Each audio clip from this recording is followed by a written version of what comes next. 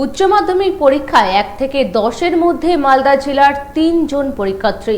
পরীক্ষায় কেউ পঞ্চম আবার কেউ তৃতীয় হয়ে জেলার মুখ উজ্জ্বল করেছে।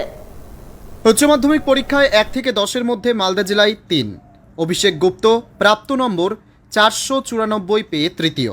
রামকৃষ্ণ বিবেকানন্দ বিদ্যা মন্দিরের ছাত্র অভিষেক গুপ্তর বাড়ি ইংরেজবাজারের কৃষ্ণপল্লী এলাকায়।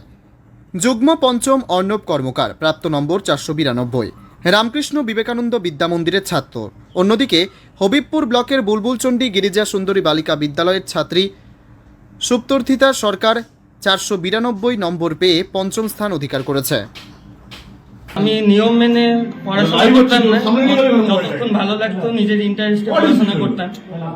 তাও 8-9 ঘন্টা পড়াশোনা করতাম। হ্যাঁ, মাধ্যমিকে আমি চতুর্থ হয়েছিলাম।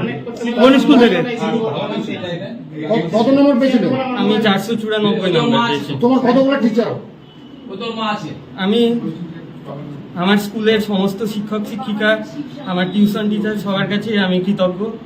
তাদেরকে আমি আমার তুমি কি আশা ছিলে? তুমি কি আশা করেছিলে যে ফল হবে তোমার? হ্যাঁ, আমার উচ্চ মাধ্যমিক পরীক্ষা আশানুরূপী হয়েছিল, তো কিছুটা তো আশা ছিল যে ভালো ফল করব। কত ঘন্টা পড়াশোনা করতে? দিনে আমি 7-8 ঘন্টা অন্তত পড়াশোনা করতাম, যতক্ষণ আমার ভালো লাগতো করতে। প্রাইভেট টিচার কত ছিল? আমার প্রাইভেট টিচার 5-6 জন ছিলেন। বলছি পড়াশোনার ভাগে কি দেখা পছন্দ করতে? পড়াশোনার ফাঁকে বিভিন্ন বই, গল্পের বই পড়া বা বিভিন্ন এডুকেশনাল ভিডিও দেখা, এগুলো আমি পছন্দ করতাম।